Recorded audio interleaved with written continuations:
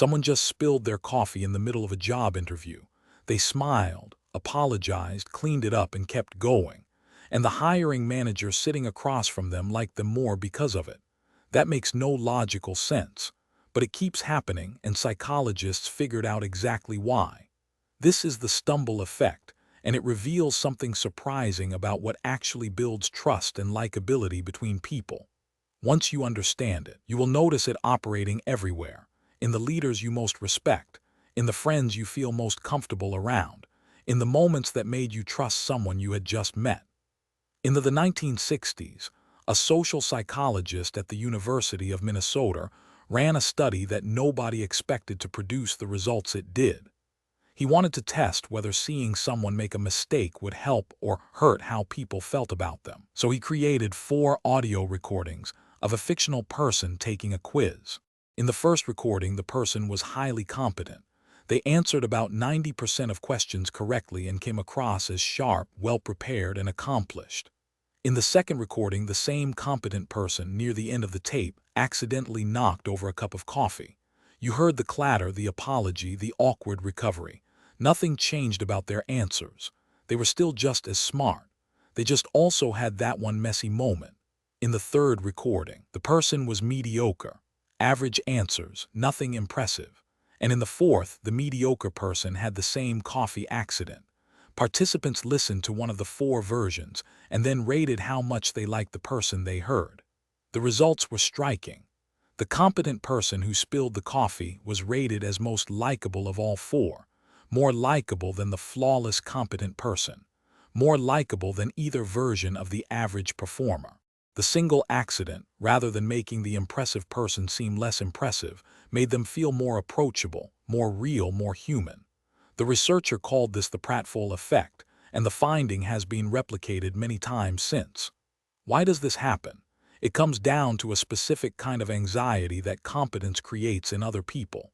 When someone is very good at something, admiration tends to come with a faint unease. We compare ourselves to them. We feel the gap between where we are and where they seem to be. They feel distant, polished, intimidating. There is warmth that cannot quite reach across that distance. A mistake punctures that gap. It says without words that this person is also human. They also have awkward moments. They also do things that do not go perfectly. That single point of shared imperfection creates a connection that competence alone never could. This only works under specific conditions. The research is clear on this. The stumble effect applies to people who are already clearly competent. If someone who is average or struggling makes a mistake, it just confirms existing doubts. The effect only fires when the mistake is small, unintentional, and happens against a backdrop of obvious capability. A surgeon who drops a pen on the way to the operating room becomes more likable. A surgeon who drops a scalpel during the procedure does not. The stumble has to read as human, not as dangerous.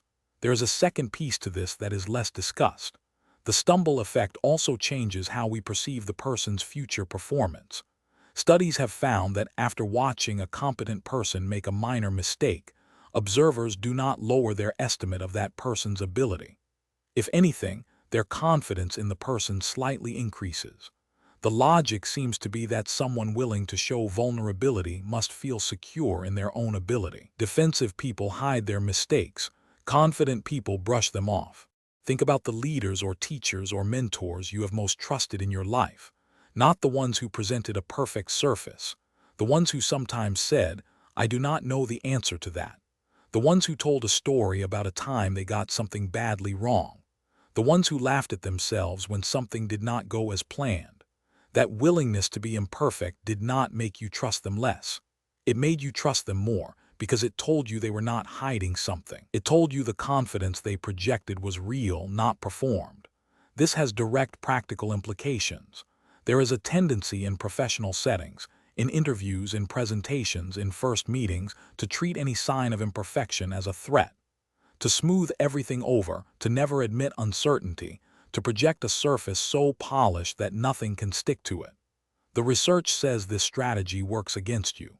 The flawless person feels distant. The person who owns their stumble feels real. None of this means manufacturing mistakes. That reads as fake and makes things worse. The point is to stop treating small imperfections as disasters that need to be hidden or explained away. A fumbled word, a wrong turn, a moment of visible uncertainty, these are not cracks in your credibility.